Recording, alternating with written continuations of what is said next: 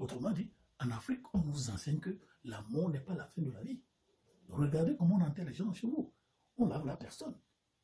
On l'habille bien. On met de l'eau, de l'argent et du pain dans son tombeau ou dans son cercueil. Et on vous dit, le voyage est long. Qui a déterminé la longueur du voyage de la mort à notre maison éternelle? Comment est-ce que nos parents savaient ça? Qui est fait? Après vie, après gant.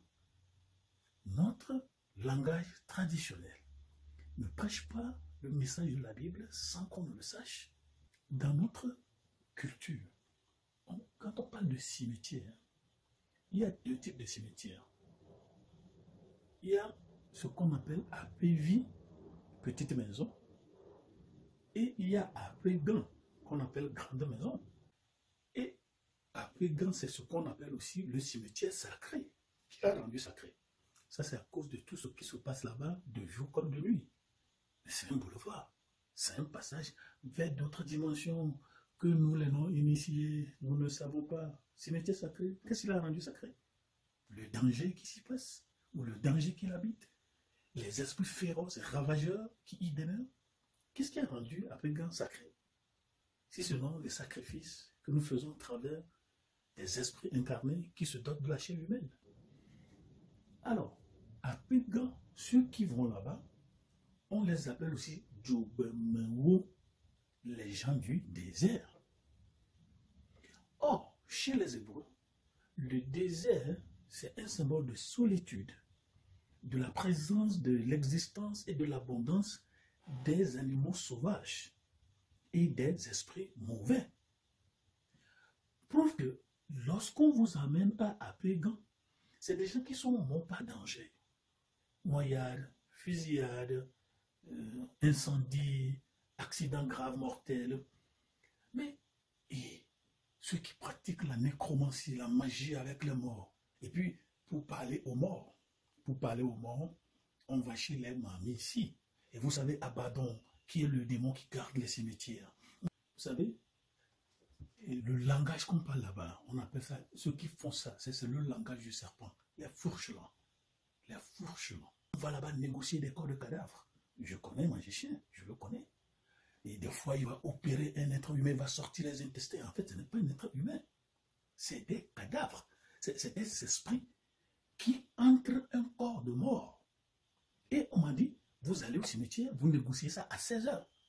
Et le cadavre vous rejoint en tant qu'être humain. Lorsque je réfléchis à ces mots de cimetière chez nous, après-vie et après-gant, dénominateur commun, après, ça me fait ramener une phrase biblique où Jésus dit, dans la maison de mon Père, il y a plusieurs demeures. Mais le cimetière n'est pas d'une demeure. Le cimetière, c'est une transition. On ne passe pas là pour aller à Arpé. On passe là pour aller à sa demeure éternelle. Mais ceux qui vont à Après-gant, ont-ils une demeure différente de ceux qui vont à Après-vie? Mais aussi, ça rappelle notre verset où Jésus dit, bon, quand on dit petite maison, il y a une petite route. Mais quand on dit grande maison, il y a une grande route. Alors Jésus dit, Matthieu 7, verset 13 à 14, il dit, large est le chemin, et il y a beaucoup qui sont sur ce chemin. Et vous, entrez pas la petite porte. Autrement dit, allez à APV. Et n'allez pas à Après-gant. Mais la question se pose aussi, qui décide de sa mort? À moins qu'on commette le suicide, personne ne décide de sa mort. Mais c'est la mort qui dicte là où on m'envoie, APV ou Après-gant. Mais est-ce que ce concept de cimetière cache une vérité biblique? Autrement dit, la mort dont je meurs détermine ma demeure éternelle. Les Égyptiens. On me dit aussi que lorsque votre nom ne subsiste pas dans l'au-delà, autrement dit, lorsque votre nom n'est pas écrit dans l'au-delà, votre âme ne va pas survivre dans l'au-delà. Et c'est pourquoi les rois, les officiels, les exécutifs pharaoniques avaient le nom écrit dans des tombeaux, partout, sur des parchemins, les cercueils, les tombeaux, tout ça. Et en attendant, tous tous les Africains qui ramassent les intelligences philosophiques de l'Occident, on dit oui, la mort c'est la fin, après la mort il n'y a rien. Ça, ce ne sont pas des philosophies africaines. Autrement dit, en Afrique, on nous enseigne que la mort n'est pas la fin de la vie. Regardez comment on enterre les gens chez vous. On lave la personne. On l'habille bien. On met de l'eau, de l'argent et du pain dans son tombeau ou dans son cercueil. Et on vous dit, le voyage est long. Qui a déterminé la longueur du voyage de la mort à notre maison éternelle? Comment est-ce que nos parents savaient ça? Et en Égypte, on me dit, 2000 ans. Il faut avoir fait 2000 ans pour revenir à la vie. Donc ceux qui sont morts, ceux que nous appelons nos tobés, nos mamans, nos tantes qui sont revenus, est-ce qu'ils ont déjà fait 2000 ans après la mort? Mais l'autre problème ici, est-ce que aller à Apévi ou aller à Pégan détermine votre destinée éternelle? Non. Pourquoi? Si Jésus même devait être enterré, selon notre tradition, Jésus serait enterré à Apégan. Oui, il serait enterré à Apégan parce qu'il est mort de quoi? Un concours. C'est ça, c'est une mort criminelle. Jésus est mort d'un concours. Il devrait être de droit enterré au cimetière sacré, à Pégan. N'est-ce pas clair? Mais à Pégan ne veut pas dire feu éternel. Mais ça c'est clair. Mais si Apégan détermine l'enfer, Jésus dans notre culture devrait être enterré à Apégan. Donc Apégan ne détermine pas l'enfer. Raison de plus que le cimetière n'est qu'un tremplin, n'est qu'un médium, c'est un passage vers votre destinée éternelle.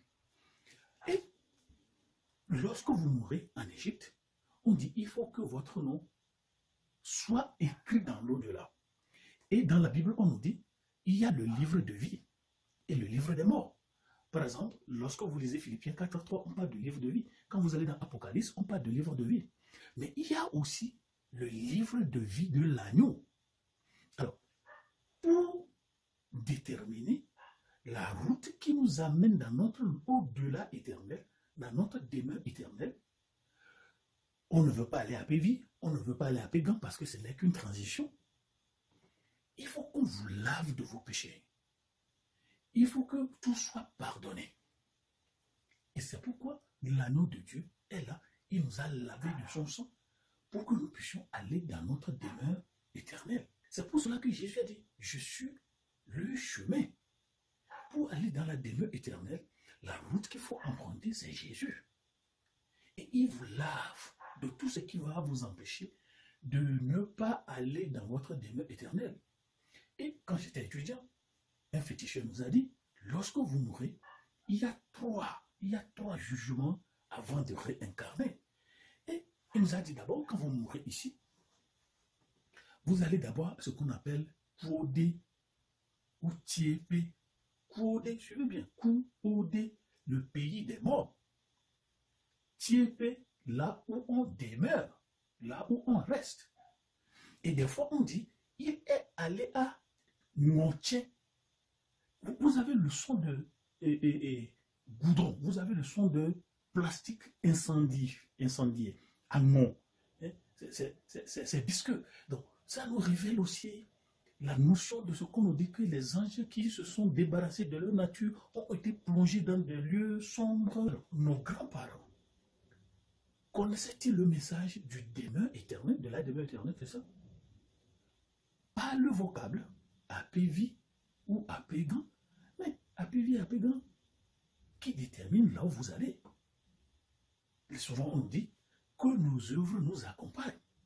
Quelle œuvre? La Bible dit toutes nos œuvres sont des œuvres mortes. Autrement dit, il n'y a pas de bonne œuvre qui nous conduise pour déterminer là où nous allons. Et aussi, dans la mathématique philosophique pythagoricienne, on me dit que la lettre Y, ça symbolise les deux chemins. Il y a le chemin droit et le chemin qui n'est pas droit. Alors, est-ce que vous savez là où vous allez après la mort? C'est pourquoi chez le chrétien, nous n'avons pas d'Apévi, nous n'avons pas d'Apégan. On nous a lavé. Alors, lorsque vous allez à Tiépé, le lieu des demeures, Kwodé, le pays des morts, il y a jugement. Ça, c'est le féticheur qui me l'a dit.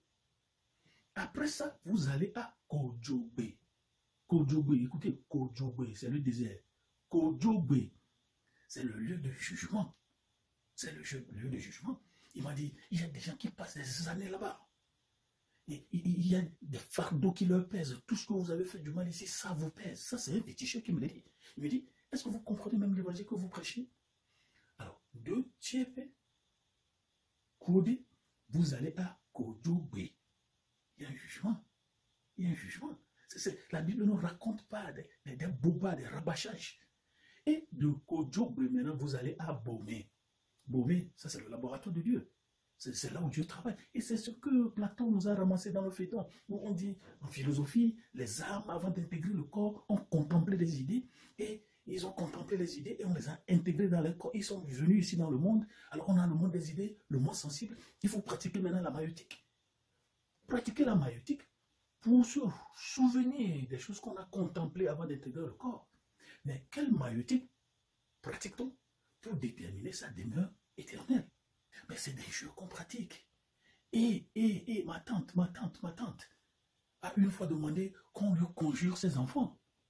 Mais vous savez ce qui s'est passé? Ceux qui disent qu'ils conjurent les morts, ce sont eux-mêmes qui se sont transformés en cadavres, habillés de blanc, faisant des gymnastiques. Mais comme un grand féticheur me l'a dit, de mon village, il n'y a aucun mort qui revient ici. Ne vous laissez pas tromper. Ça, c'est un féticheur qui me l'a dit. Je lui fais confiance. Pourquoi? Il a dit la vérité. Parce qu'il a voulu prouver ça.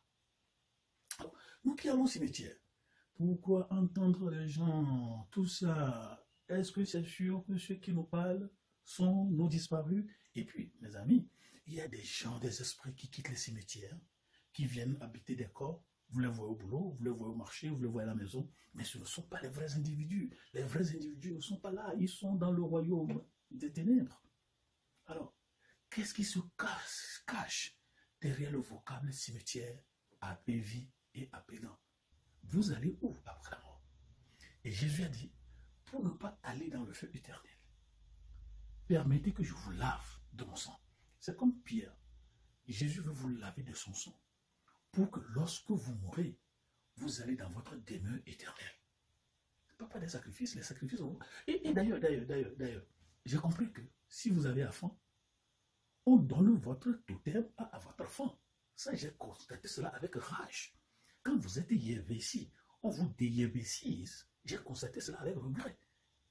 Alors, pourquoi est-ce qu'on me donne ces noms de vaudou, de fétiches, tout ça, pour me les arracher le jour que je meurs et me laisser seul aller dans ma demeure éternelle pour passer en jugement? Kojogbe. Les démons prennent-ils le corps de ceux que nous connaissons pour nous dire qu'ils sont revenus à la vie? Un mort revient-il vraiment à la vie? Même si on nous dit les morts ne sont pas morts, ils sont dans l'eau qui coule, ils sont dans ceci. Les morts sont vivants, on se le sait. Mais est-ce qu'ils reviennent ici? La Bible dit non.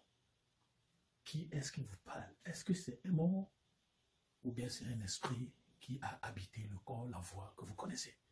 Alors, nos grands-parents prêchaient-ils l'évangile à travers le vocable vie et apégan? Vous êtes sur quelle route pour aller dans quelle demeure éternelle? Histoire Afrique, levez le voile colon et laissez parler la Bible elle-même.